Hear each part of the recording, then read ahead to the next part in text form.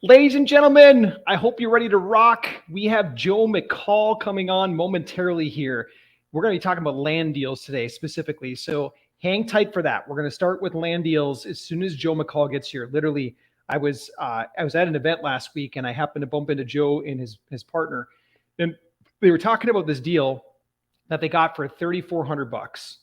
Cheap, right? Like none of us would blink an eye if it was a good opportunity. Well, they turned around and they sold it in 34 days for $11,000. And when I heard that, I'm like, holy cow, that is amazing. That's absolutely amazing. So, anyways, I'm like, tell me how you did that. How did that go? Tell me the details of how that went down. How did you get this land deal off market where nobody else knew about it? How did you pull that off? And how on earth did you profit that kind of money, 8 grand plus, in a short window of time? And then he's like, started giving me the details on it. And I'm like, holy cow, you have to come share that with the Hit family. You've got to come share that with this family right here. So Joe McCall is going to be joining us in a little bit. And if you don't know Joe, like Joe, he's semi-famous. He's super humble. He won't say that or anything like that. But like, guy's super, super down to earth.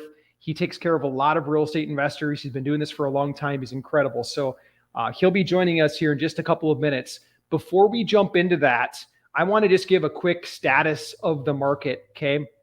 Status of the market right now, it's a little bit crazy, right? We're at this period. It's kind of like the roller coaster that goes up, up, up, up, up, and it gets to that steep point, and then the front few cars are already dangling down over the edge, and you're kind of wondering, is the whole thing going to drop, or are we going to continue and ascend up?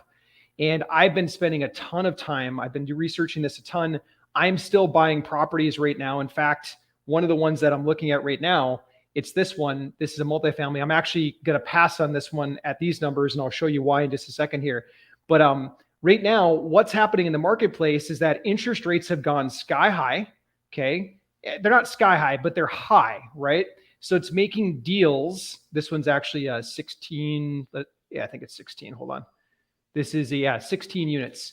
It's a 16 unit right next to a university here in Florida where I'm at. And the numbers, numerically speaking, they look really, really good on paper. The reason that I ended up saying no to this one, at least in the current deal structure, it's not because the numbers were off on it. It's because the management of such a small property. I know this isn't tiny. It's not like a duplex or anything, but for a multifamily property, we have to move a lot of pieces. We got to move the bank in position. We have to get equity partners in position. We have to get a lot of players together to make this work. And to move all of those forces for a smaller multifamily property, it just doesn't make sense. Now, if I were straight up just going after like a single family house or a duplex and I had a different exit strategy on it, I would probably pursue this property. But because numerically speaking, it's okay. Like I'll show you a cap rate and all that kind of stuff. If we got it at this price, then you can see down here, let me blow this up for you. Go to 200%.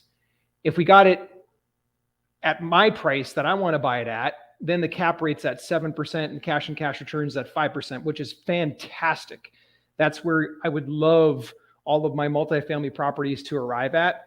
But this is if I got it at my price. The price that the seller wants for this place right now, it's at more like a 2% cash return, which is a little bit too skinny.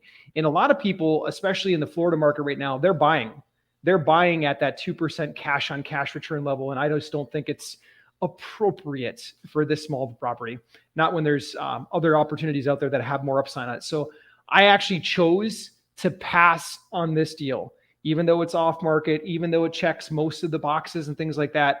I just said, no, it's a little bit not the right fit. It's not perfect fit for this box. And I'm doing it because I'm watching these two. Okay. I'm watching the Case-Shiller index. If you've never seen the Case-Shiller index, you'll want to start paying attention to it, because basically they've tracked housing prices for nearly 100 years now. And you can see what's happening in the marketplace. And I actually think that we've got our guest joining in just a second here too. Joe, you okay on there? Can see us? Okay, I just got to get you added to the stream. There's Joe. Joe is in the house. What's up, Nate? Good to see you, man. Yeah, you too. Hey, I know you're a busy man. I really appreciate you carving out time for the Home Invest family here. How you doing? I'm doing awesome, and I apologize for being late. I was on a coaching call, lost track of time, getting all excited, and you saw your phone call, so my apologies. I'm sorry. Dude, you're totally good. I was just sharing with the team here that I bumped into you last week at a mutual event that we were at, and you and your partner were talking about your land deal that you Yeah. picked up for $3,400, Yeah. and then turned around and sold it, I think, for 11,000. Yeah. We're still in the middle of it. Okay, But okay. yeah, it's gonna, well, for $11,000 profit. 11,000 profit. Okay, okay. Yes. And that was in less than 2 months. Yeah. Well, Okay, now it's okay. gonna be 3 months, but yeah, I mean, where else can you buy a property for $3,500 approximately and sell it for about $15,000? And it's a vacant 1.23 acre lot in the middle of nowhere, Suwannee County, Florida. You cannot find that anywhere right now. No. It's because the market's it's got craziness going on. There's people going after everything and Well, anything. it's always been that way with vacant land, right? And vacant land is higher than it used to be. But with vacant land, we sell it to recreational users, if you could use that term today, like people that are just want a place to ride their four-wheelers, to go camping, to go hunting, to shoot some guns, to just build a cabin, go, so like we buy super cheap and we sell super cheap, but there's enough margin in there. You can make great cash flow if you want to sell it with owner financing, or you just want to sell it for cash. And I'm going to be starting to also offer creative financing now to sellers. I've done that for houses for years, like you teach, offer creative financing to sellers for houses. But now I want to start doing that for land because I can give them choices now. Why not? Right. Joe, okay, so last week when you and I were together, I just started kind of pulling the threads at the surface of this about how you were finding this. I would love to dive deep into this while we're together, but before we do that, I know you a bit, and I want our entire Home Invest family to know you. Like, you're someone that I admire, I respect. You've got really good reputation because you've been around forever. You treat people fairly, and like you're an all-around good dude. Could you tell our viewers today a little bit about your background? How'd you get here? How did you become the Joe Yeah. McCall that I know? Well, thank you, man. So I was a civil engineer by training, kind of in the background. So I'm kind of way too analytical, which really made it difficult for me to get started in the business because I overanalyzed everything. But anyway, I was a professional student for 3 years. I bought course after course after course. And I finally, my back was against the wall. And I thought, I've got to make some money. I'm tired of spending more money on my education than I'm making in deals. So I bought one more course and I said, I'm going to do what this guy says to do. I'm not going to change anything. And this was 2008, I think, 2007. And so it was Chris Chico's course. I don't know if you know Chris. Chico. Yes. Heck yeah. I have one, maybe even more of his courses. Yes. It was called Absentee Owner Profits at the time. Okay. And he was all about sending these ugly yellow postcards to this list of absentee owners. And even back then, Nate, when there was 2008, I mean, everybody was still complaining about the same thing we're complaining about today. It's way too competitive. There's too many investors. There's no deals out there, right? Well, he's saying, all right, send postcards to this list. And I was like, everybody sends to that list. But I'm just going to do what he says to do. I'm not going to change anything. There's a big old truck backing up in my driveway. Anyway, so I said, all right, I'm going to do it.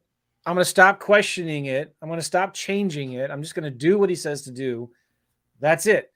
And my wife and we gave myself a deadline that if I don't make money in 3 months, I'm going to quit and give up my dream for real estate.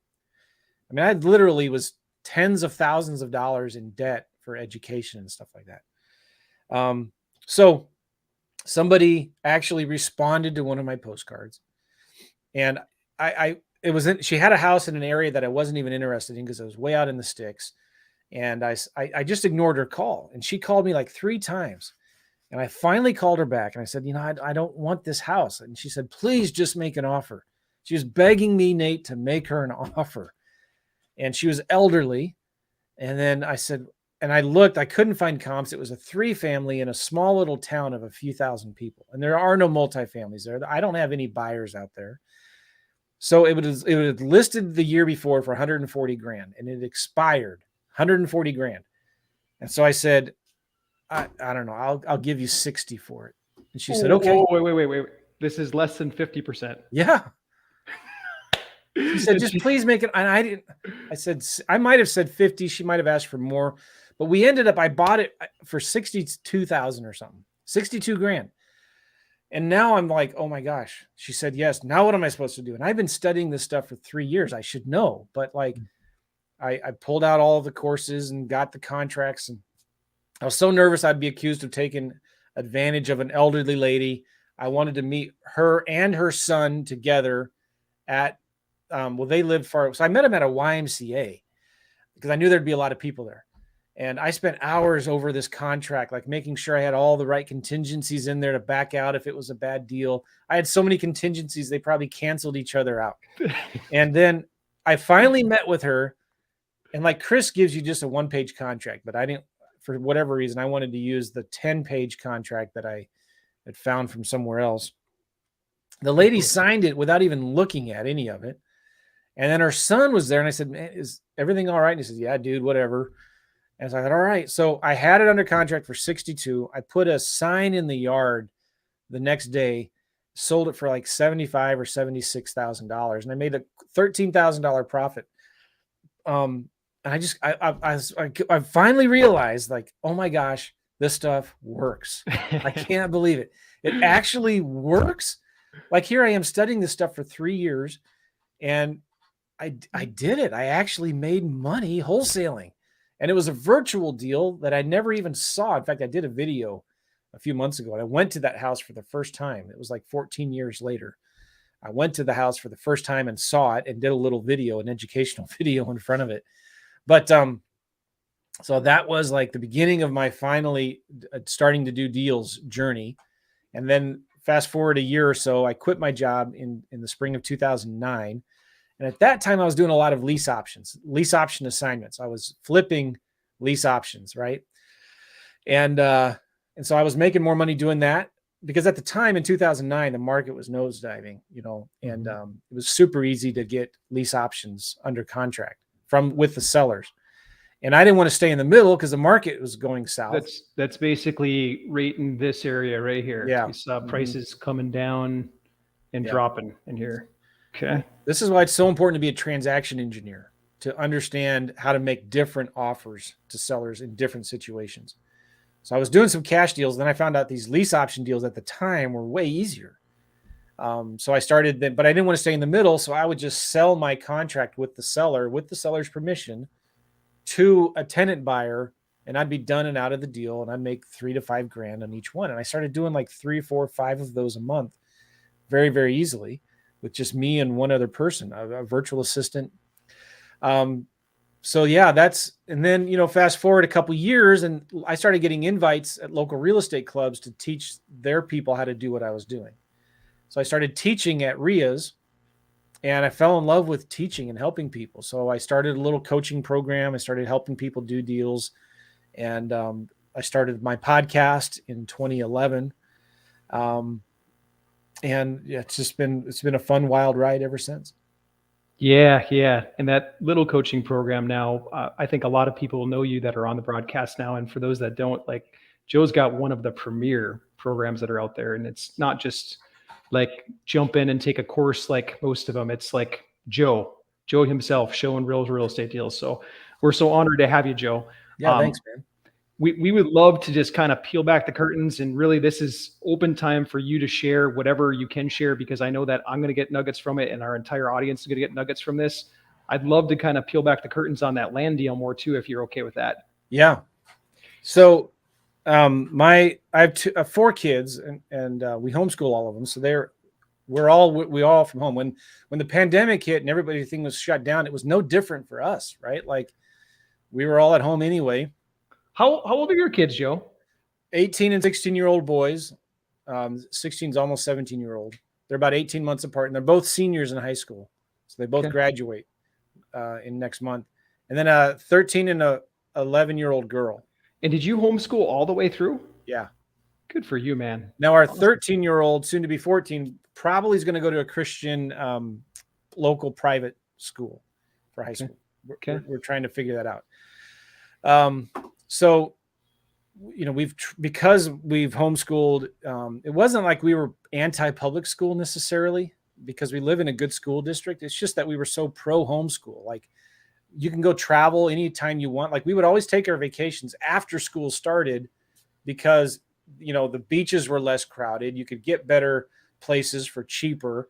You could, we took a 3-month RV trip through the northwestern corner of the US. We went to Europe twice for like 2 to 3 months at a time. And so we get to go on these big vacations. I'm still working while we're traveling, but like, we get to go in the off seasons, which are always nicer because there's fewer tourists, everything's cheaper. So I've loved homeschooling because of the freedom it lets our family have to go do things. So I work from home. But anyway, And so I have 2 teenage sons. You're life schooling, really. Like, Yeah. Your kids are getting an experience that most never ever will. I remember my kids growing up thinking, and talking to their friends and saying, "Wait, your dad doesn't work from home?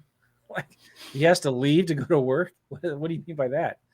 So anyway, I wanted my sons to help me get into real estate, and at the time they were like 14 and 16 years old, and they weren't at a maturity level, I felt like, where I could trust them talking to sellers, homeowners, negotiating the price of the home or talking about a cash offer or creative financing or whatever.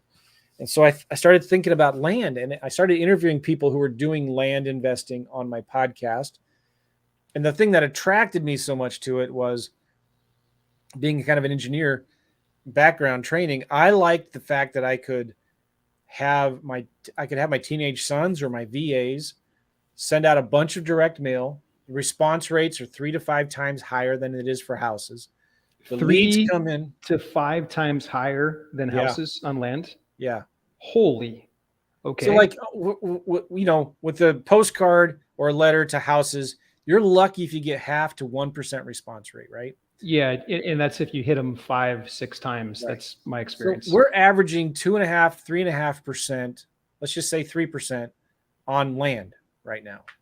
So if we send out 1,000 letters, we're going to get 30 responses back, which is like, it used to be like that for houses, but that's what we're doing now for land.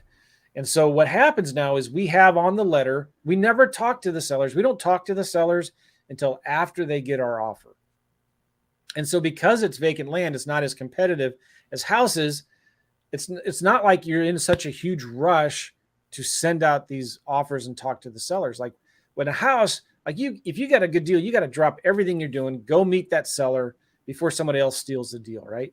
It's not like that with land. So on my letter, it has a reference number at the top, and it says call or text our 24-hour recorded voicemail. And so I don't even give them a website. I want them to call our 24-hour recorded voicemail. They call that voicemail, they leave a message with the reference number, and then we do our due diligence. And so this is what my boys would do. They would look that up in the spreadsheet, and they'd find out, okay, this is, we get the APN number or the parcel ID. We get the GPS coordinates. We see it's a 2.3 acre lot. A lot of these are vacant lots. They don't have addresses yet. So we can't look it up on Google Maps by address. We have to look it up by GPS coordinates. And then we can go to the county records real quick to see if the taxes are paid or not, to see who the owner is. And then we look real quick on Zillow to see, all right, well, in this area, 2 acre lots are selling for $10,000. So we just take 10,000 divided by 4, and we'll send an offer to the seller for $2,500, right? And Joe, you're giving away your entire marketing plan right now. This is it. Yeah, that's how easy it is. I'm just going to pop this up here. Leroy's asking, what's your marketing strategy? You guys, like, this is genius. Please take notes on this. Okay, sorry, Joe. We'll send them an offer. It's just a letter. Hey, thanks for, we got your voicemail. We're investors. We buy vacant land here, and we would be willing to offer you $2,500 for your 2 acre lot in this county. And if you're interested, sign the back of the page. So the back of the second page of the letter is the 1-page contract. It's the same contract I use for houses. And it gives me 3 months to close and 3 months of due diligence. So it's not like an inspection period. I just have 3 months to close. And it says on there, I can back out of this contract for any reason. If they sign that, and I get an average of, it depends on the county, but an average about 1 out of every 25 offers get accepted. One out of 25 with no human contact other than the exchange of voicemail and the contract. Yeah. So then if they see my offer and they're like, this is interesting, I can't take 2,500, I can maybe do 3,500, then they might respond, and then I get on the phone and talk to them. But I've gotten deals under contract where I never talk to the seller even once. And they just sign my contract, send it back, and then I start my due diligence. And that's when I talk to the sellers. I say, okay, and I look to see, is there access? So is there a way to get to the property? Or if it's landlocked, I'm probably not going to buy it. I want to make sure there's no overdue taxes. I want to make sure it's not a really restrictive HOA, or the HOA dues aren't really, really high. I want to look at, are there any liens attached to the property? Is it in a flood zone? Are there utilities? Not all, like these aren't necessarily deal killers. I just want to know. And so if I find something that I didn't realize, then I might have to go back to the seller and renegotiate a new price or cancel the contract. But then, okay, that looks good. I sign the contract. So I don't sign it until after I know I'm going to buy it, right? Then I sign the contract, and that starts my 3-month window. Now I have this property under contract, and we usually sell our properties on Facebook Marketplace. There's a couple big websites for vacant land. We try to put it on Craigslist. If it's a bigger property, we'll list it with a realtor, with a flat fee listing agent, like a discount broker. And you list it while you're under contract, not after you close. Yeah. Okay. Now, if it's a smoking hot deal, I'll go ahead and close on it. If the seller's bugging me, like, when are you going to close on this? They didn't read the contract that says I have 3 months. But if they keep on bugging me, like, hey, hurry up, when are you going to close this? If it's a really good deal, I'll go ahead and close on it. It's only a few $1,000s. And so on average, it takes 1 to 3 months to sell the deals. It's not as fast as houses to sell them, just because the pool of buyers isn't as big, right? But with vacant land, we're selling to people who are looking for cheap, because banks don't lend money on these deals too, by the way. So we will sell them for cash or owner financing. So, if it's worth 10 grand, we'll buy it for 2,500, and we'll sell it for 10 grand with owner financing. Okay. Maybe 10% down, 9% interest, amortized over 5 years. So the payments might be $200 a month. They put 1,000 down, 200 a month for 5 years. So because banks don't lend on small, cheap, rural, recreational, vacant land like that, we're the only financing option available. So if somebody is looking for some cheap recreational land, they'll look us, find us up. They'll look us up, find us, call us, say, hey, can you tell me about the property? They go look at it, and we will either, and we do this all virtual. Now, sometimes I'll use a title company to close.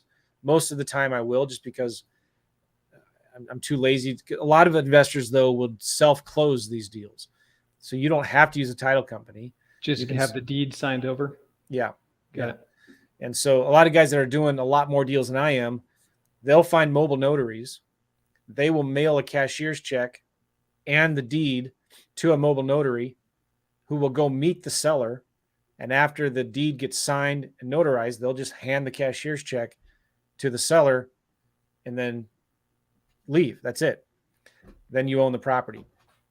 But when we sell it, we use a land contract. So we don't transfer the deed to the buyer until they've paid us off, Okay.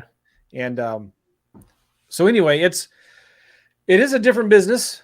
There are a lot of things that are easier than houses, but there are still some things that are different and require a little bit more work. But because it's such cheap land, it's easier to have your teenagers help you with this, or virtual assistants. You could literally have an army of virtual assistants doing everything for you if you really, really wanted to, because it's so transactional in nature. You don't have to, when you make the offer, it's just like, take it or leave it. I'm getting so many leads. It's easy to get overwhelmed. If you're sending, what I tell people is you should mail a county every 6 months, right? And so at the minimum starting, you should send 500 letters a week, and you'll get about 10 to 15 leads a week from that, right?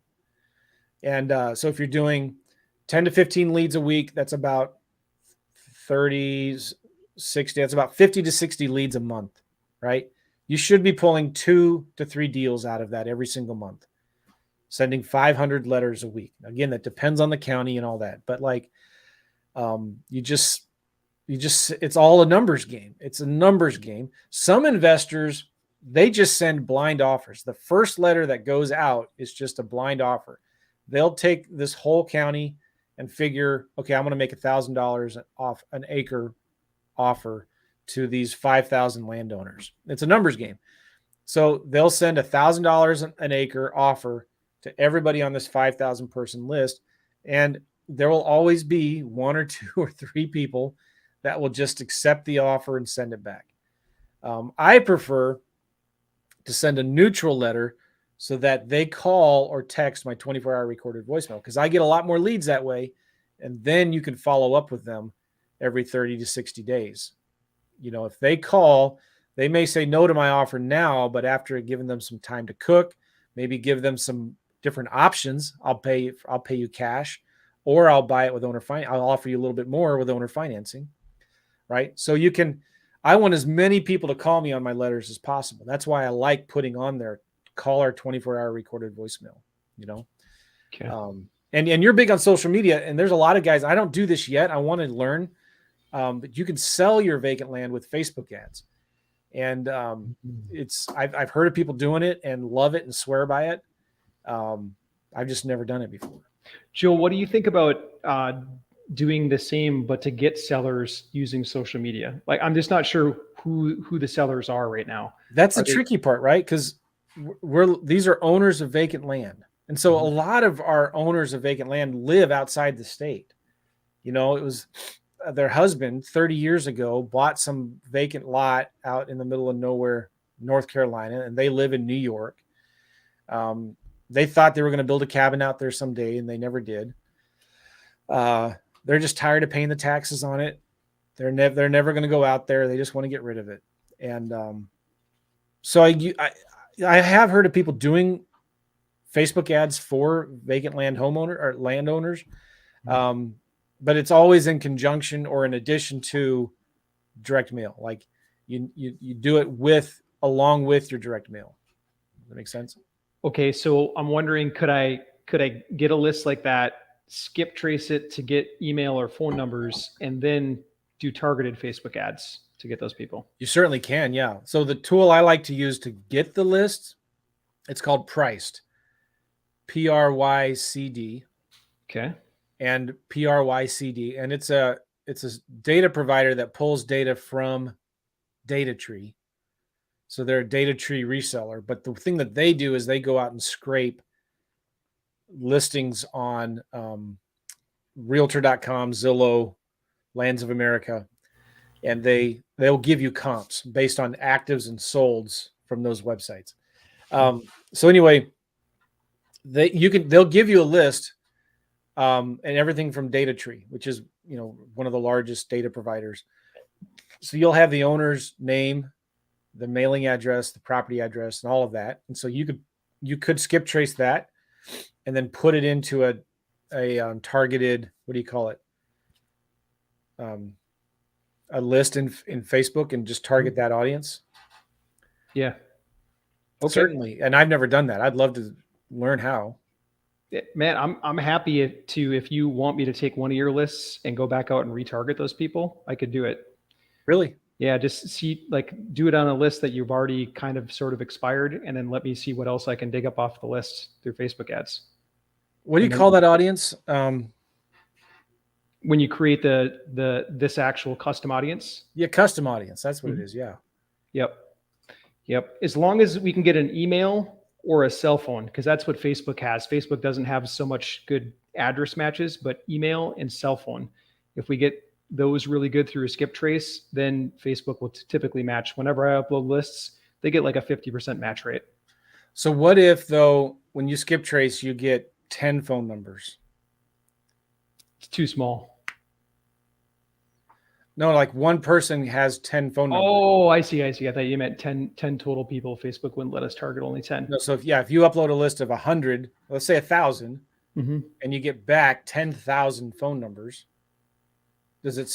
is that still going to help you get a custom audience? It might. I haven't come across that before. I'll try. Well, because you'll get a lot of, when I skip trace, I mainly use FreedomSoft, but I'll get cell phones and home numbers.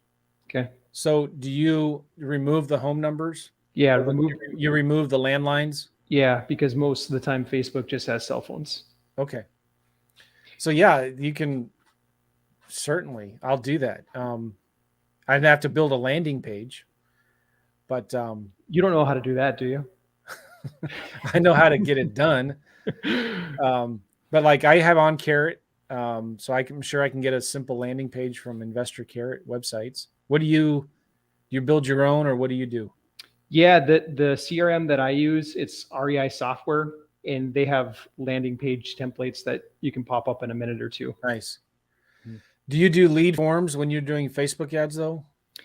So it depends. I run a couple of different Facebook ad strategies. The first one that I try to do, I use the lead form, but not my own. I use Facebook's because Right. I found that it's much cheaper to let them stay on the native platform because most people are mobile users. Yeah. And if you bring them to your platform, they have to fat finger, thumb type, name, address, and they just won't. They'll abandon the form. But if you leave them on Facebook, Facebook usually has that data and will autofill it. And then all they have to do is press submit or press a slider to slide it in. Yeah. So my cost per lead's much cheaper if I let them stay natively in Facebook, and then I just have a pulling tool. The CRM pulls the data over to my CRM. Yeah, I'd love to try that. Yeah, I'm all for it.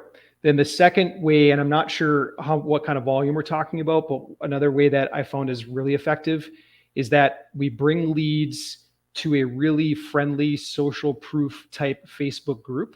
So like as an example, we've got folks hanging out with us here, asking us questions. And by the way, those of you that are on live with us right now, or if you catch this as a replay later, if you've got questions, now's your chance. Like go ahead, load them in there. Joe is a genius in this business. He's a super humble guy. He won't say the stuff about himself, but I have gone up to Joe before. I've talked to him, super, super friendly, willing to share anything he's got. I've got some of his internal scorecards and everything because Joe's just like such a giving person. So now's your chance to get questions in there and I'll read them off to Joe, time permitting. But the second strategy, Joe, that we use, and it's a lot of the people that are here today, they're inside of one of our Facebook groups. So we use this one naturally to hang out with like-minded real estate investors, but we set up specific Facebook groups for whatever our target audience is. Really? I've got one for landlords as an example. So landlords that maybe they want to retire. Facebook group topic. We talk about all the pain points about having to deal with some of these tenants that they don't want to leave on their own. They need to be evicted, but they don't want to go through eviction. We talk about things like, should you refinance while rates are where they are? And those topics tend to generate people to come and pay attention to stuff like this. And then we end up converting those people as from Facebook members to leads, seller leads, buyer leads, investor leads. So I really like the Facebook group strategy as well. That's awesome. I love that. Yeah. Yeah, it's where most of our investors today come from. Like if you're ever looking to like raise capital or just have a good buyers list, it works really, really well. I bet you this recreational land buyer, you could form a group like that if you're working the same kind of target area, and you could get a lot of people that way for next to nothing, like $4 or $5 a lead. One of the best places that I like to sell land also is in large Facebook groups of land buyers. Like there are people out there that they just will buy tons of these little cheap lots all over. And they just buy them because, I don't know, they're looking for a place to just park their money and they know it's not going to depreciate. The land, you're not making any more of it. And they're just looking for land that they can park their money for the next 20, 30, 50 years. Love that. I love that what you're doing with it, especially, is that you're essentially creating a note. You're creating passive income. You get it for cheap, maybe seller financed or not very much capital. But then when you turn around and sell it, you're not just giving it up. Whereas that's what most wholesalers would do. Instead, what you're doing is you're creating a note. So you've got passive income without the tenants and without the toilets. Yeah. And that's something that we haven't really even talked about is when you're selling this land, you don't have to worry about repairs and maintenance. And it's just It's wonderful. But there's still, you'll get people that default. You'll get people that won't make all their payments. So when that happens, you just find somebody else to put into the property. Yeah, and then everything I assume that's paid in is non-refundable. Yeah. Yeah. You mind if I fire questions at you, Joe? No, come on. Okay, we got Roger here. Are open squeeze pages outside of social media as effective as Facebook ads? You know anything on this subject? For deals. Roger, if you got any clarification, feel free to add it in, but I assume so for deals. For deals, like, boy, I don't know. I've never built a funnel for my real estate deals. Like when I'm trying to sell a property, I just want them on the phone. I want to talk to them. So anything that I have in terms of an ad or I just call this number, and that number goes into our CRM. So we capture that number, we text them, we call them, we follow up with them. When we get another property, we text them about another property. Okay. I want to dig into that too, Joe. So literally on your callback number, it's transcribing it straight into your CRM, so you don't have to listen to everyone? No, it doesn't transcribe it, but the call goes into FreedomSoft. I use FreedomSoft, and I can see all the history of all of my communication. Like we were talking about before, like I can see when they texted and when they called, when I called and texted them. I can listen to the recordings of the calls. So when they call and leave a voicemail, it's my outgoing message is real simple and short. Hey, thanks for calling. If you got one of our letters, please leave your name and number and the reference number on your letter, and we will send you an offer in a couple days. That's it. And then it sends them a text immediately following up. Hey, thanks for calling. Sorry we missed you. What was the letter reference on that? What was the letter reference ID on that letter? And so that starts the conversation. And then when we prepare the offer that day, the next day, a couple days later, we say, hey, we got the offer ready. What's your email address? We want to email it to you. And so if they reply, now we have their phone number, we have their mailing address, and we have their email address. So I send them the offer in the physical mail, in the text, and in an email. Okay. And then I set a task to follow up with them again in a few days, where we send them another text saying, hey, you should get the offer in the mail in the next day or two, just FYI. And then we set another task 2 weeks later, if they've not responded, to send them a voicemail through Slide Dial. And then we send another task to send them another offer or another letter in 30, 60 days. So I don't know if that all makes sense, but that's why I want their phone number. I don't necessarily want them to go to a website, because I want their phone number. I want to talk to them or text them as much as possible. Yeah. So that's why I like the lead forms from Facebook ads. I'd rather not send them to a squeeze page, rather than just give me their name and number and email address so we can get on the phone and talk to them. Yeah. And folks, if this is the first time you're hearing a campaign like this, I'd highly recommend going back and listening to the replay again, because there's some subtle details that Joe has dropped that are making this thing work. Like for him to get 1 out of 25, that's amazing without ever actually talking to a human being. That's incredible numbers. But you hear the sophistication level of what the team's taking them through. It's simple automations that they built, but each one serves a purpose. So I would go back and I'd listen to this 2 or 3 times and just take notes and then set it up if you're going to replicate that. Roger's saying, yes, that's what it is. He's asking if this is more of a drip method. And then he says, excellent. Thank you. So looks like Roger's question got answered. We got another person on today that says, you've done due diligence on the land before you talk to the seller. When you get to the phone call, what are you discussing on the phone call besides price adjustments? I want to ask them questions like, why are you selling the house or the property? Why? And I want to ask them questions like, are there any utilities on the property? I want to know that they dug it for a well. Is there electricity nearby? Is it easy to get to the property? Sometimes, you look at a satellite and it looks like there's a road access, but then when you talk to the seller, you find out, to get to that road, you have to go past this gate And then to get past that gate, you need to call this owner to get their permission. And so that's sometimes a deal killer for me, right? So like when I'm talking to the seller, I'm trying to find out just a few things. What's the access like? What are the utilities like? Is it on a side of a mountain? Sometimes, again, when you're looking at a map, it's hard to tell that it's, it's on the side of a cliff or whatever. So I'm asking them questions about access, utilities. What are the restrictions on the property? If there's an HOA, and the HOA isn't a deal killer, but if there is, like, what are the restrictions? Do they allow you to camp, go camping out? Do they allow motorhomes or trailers?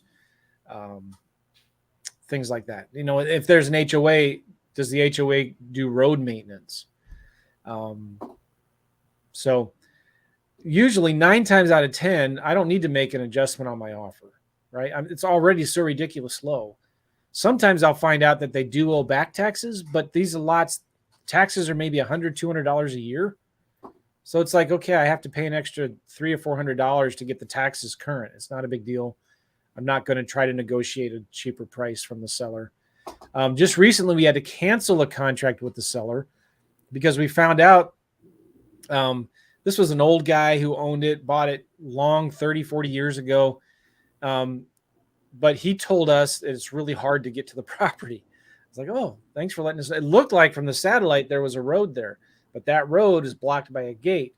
And that owner doesn't like letting people go through his land. So you could go to court and force that owner to give you an easement, but that's a hassle. Mm-hmm. So I told the owner, I said, we're just going to have to cancel this agreement.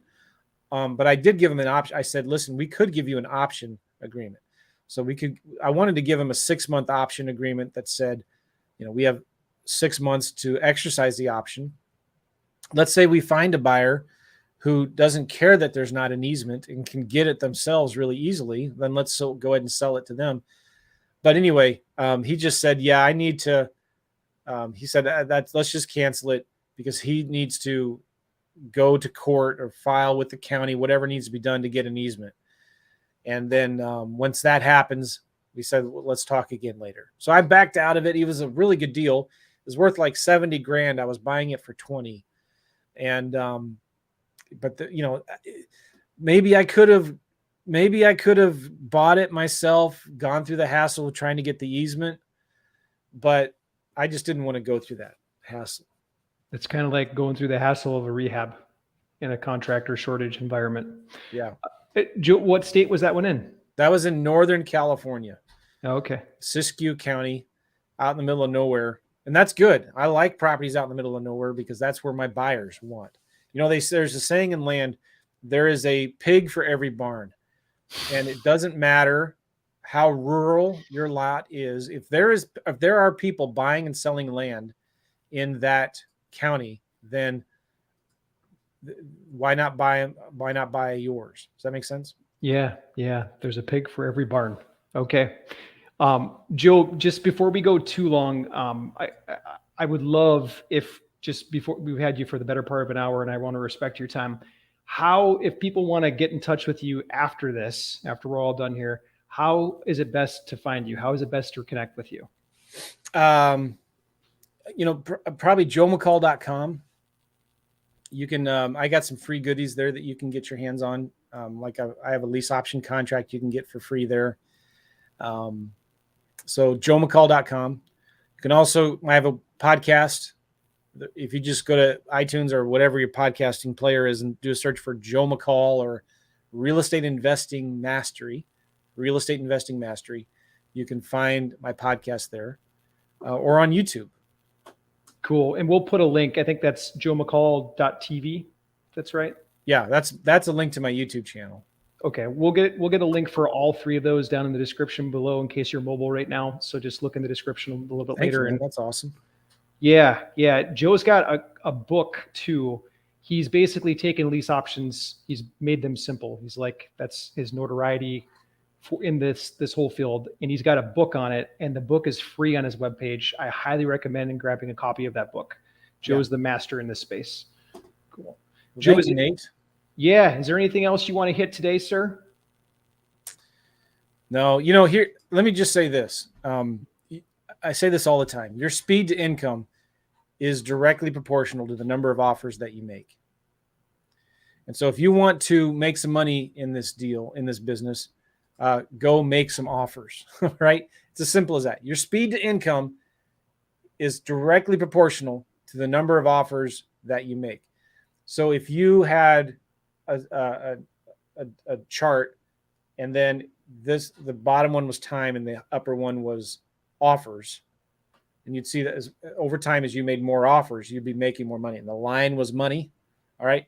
Your speed to income is directly proportional to the number of offers that you make. And I ask people all the time who say, Miss, I'm struggling. I was just talking to somebody earlier today. They had sent out a ton of mail, had not gotten any deals. And first thing I asked them was, well, how many offers did you make? And the problem was they're not making enough. Or maybe they are, but they're just offering way too low. Or they're targeting the wrong properties. They're making offers to the wrong properties. Some of these properties this person was making offers to, and I think this was vacant land, the HOAs were like $4,000 a year. I was like, no, you don't want to target properties that have $4,000 to $5,000 a year in HOA dues. That's crazy town. You want to target the cheap rural vacant land way out in the middle of nowhere in the sticks. So anyway, but if anybody that's doing a lot of deals and making a lot of money in this business, they're making a lot of offers, right? It's all comes down to the numbers. And it's really that simple. If you want to make money, you need to do deals. If you want to do deals, you need to make offers. If you need to make offers, you got to talk to sellers. If you want to talk to sellers, you got to do marketing. So it all comes back to that, but you need to track how many offers you're making. And if it's been 2 months and you've not done any deals, I could bet you, if you look back in the last couple of months, you've not made that many offers. And I encourage people, listen, to talk to 5 sellers a day. Just talk to 5 sellers a day. Even if as a result of your marketing, you don't have 5 leads to call, then pick up the phone and call 5 property managers, 5 realtors, call 5 other wholesalers, and just start talking to people. Talk to 5 people a day. And then if you can, make at least 3 offers to those 5 people, right? It doesn't matter. Like what I sometimes do is I'll go to Redfin. I'll look for properties that have been on the market over 30 days, and every market, even in this, every city, even in this hot market, has properties that haven't sold in 30 days, right? And look for the ones that need updating, that need work, and call their realtor up and say, hey, listen, I'm an investor. Why is this property not sold yet? I'm sure you've gotten lots of offers, right? Well, it hasn't sold yet because it's overpriced. So ask the realtor some questions. Ask the realtor if they could represent you and get both sides of the commission, and then just make an offer. And that's how you do deals. It's super simple. We complicate it too much. Let's just make offers. This is so good, Joe. So literally, message here is get out there, make offers no matter what. And Joe just gave practical tips on how you can go and do that. And Joe, if someone's doing 5 sellers per day, they're making 3 offers per day, how long should it take to get a deal under contract? A couple, 3 months. I mean, like, it's just a numbers game. And also you got to remember too, 90% of your deals are going to come from the follow-up. So it's not going to happen that first phone call that you make. It's not going to happen that first offer you send. But as you follow up with them every 30 days, you're going to start getting deals. And your deals are going to come from that seller you talked to 6 months ago, right? Because you follow up. We tracked our numbers one time, and over a 12-month period, we did 58 deals. And of those 58 deals, only 4 of them came from that first phone call with the seller. All right. So if we would not have done any follow-up, we would have only done 4 deals that year. But the other 54 deals came on average of 7 to 8 touches over 2 to 3 months. Some of the follow-up was over a year. Some of it was just over a couple of weeks. But on average, you're looking 3 to 4 months of follow-up, 7 to 8 touches of text message, of voicemail, of sending another letter and calling them again and again. So I even tell people, listen, if you don't have any money for marketing, find somebody else, find another investor that's got a bunch of old dead leads, and just offer to follow up with their old leads. There is so much money sitting there in these dead leads that somebody else has. Like, you can just start going through those old leads and calling them and texting them. You'll find deals from them. So anyway, make offers. If you just made it like give yourself a scorecard. All right, I'm going to talk to 5 sellers a day, and I'm going to make at least 3 offers a day. Just call a property manager. Hey, I'm an investor. Do you have any landlords that have a property they may want to sell? Call these realtors who are listing these cheap, beat up properties in these rundown areas of town and ask them, do you have any deals? Why is this house not sold yet? Do you think would they be open to are they negotiable on their price? Do you think if I could get them their price, do you think they would consider something like seller financing or lease purchase or something, or probably not? Like, you'll be shocked how many of these realtors will say, yeah, they're getting frustrated. It hasn't sold yet. I think that they might take an offer like owner financing or lease purchase. Let me go ask them. So just get on the phone, talk to 5 sellers a day, and make 3 offers a day. And I promise you, if you do that consistently over 3 months, you're going to do deals. It's like you cannot not do deals. Wisdom from Joe McCall. Ladies and gentlemen, please give me your support and just thanking Joe for coming on and just giving from the heart here. And then do yourself a favor, go to Joe's website, joemccall.com, grab his free book, check out his podcast, anything that Joe does. I've subscribed to pretty much every channel he has. Joe's a quality guy in this space. He's got so much wisdom, as you've seen here today. Thank Joe, you, man. Yeah, no, I just wanted to say thank you to you too, Joe. You've been a huge inspiration, number one, for me and for my team. And then number two, just you coming on and being willing to share like this. You literally just gave your entire marketing secret, your whole playbook away. I think you're planning on doing a course on this sometime in the future, aren't you? I just started it a week ago. So I'm in the middle. I've already done it once. I'm doing it again. And so, yeah, I'll be doing some more. I'll be doing some webinars and stuff like that real soon here about it. Yeah. Hey, when you're ready, man, please come back. We'd be happy to share it with the Home Invest family here. All right, Nate. Thank you. Hey, guys, appreciate you all. Thanks, Joe. Thanks, everybody. See you guys later. Bye.